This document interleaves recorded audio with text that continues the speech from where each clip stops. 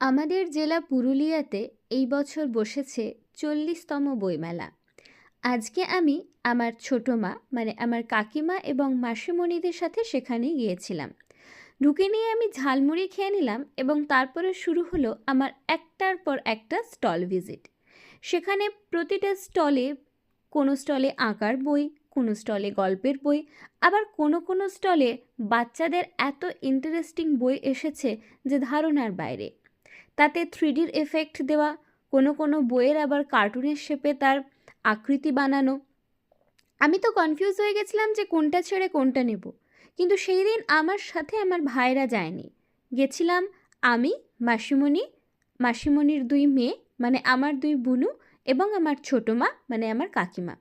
এবং আমি সেই বইগুলোই তুলে ধরার চেষ্টা করছিলাম যে কোথাও ইউনিকর্নের শেপ, কোথাও আবার সিন্ড্রেলা, কোথাও আবার স্নো হোয়াইটের গল্পের সেই বইখানা স্নো হোয়াইটের শেপেই বানানো। এত সুন্দর সুন্দর আকর্ষণীয় এবং কালারফুল বইগুলো ছিল যে কোনো বাচ্চাই সেগুলো পড়তে চাইবে। এবং শুধু তাই নয়, দোকানটাও কি সুন্দর বেলুন দিয়ে সাজানো না, কি আকর্ষণ। শেষে দেখলাম বইমেলার বাইরে বাচ্চা বাচ্চা মেয়েদের খুব সুন্দর একটা নাচ হচ্ছে।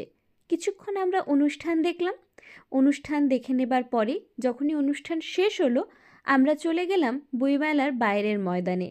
সেখানে দেখি বিভিন্ন মহিলা সমিতি বিভিন্ন ধরনের খাবার বানাচ্ছে, কোথাও পাটিসাপটা, তো কোথাও চিকেন পকোড়া, কোথাও মোমো, আবার কোথাও ডালপুরি।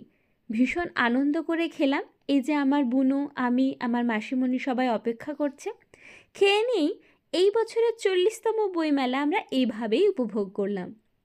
বইমেলা উপভোগ করার পরে সেই সান্ধ্যকালীন ঠান্ডা কনকনে বইমেলার বাইরের পরিবেশটা ছিল খানিকটা এই রকম।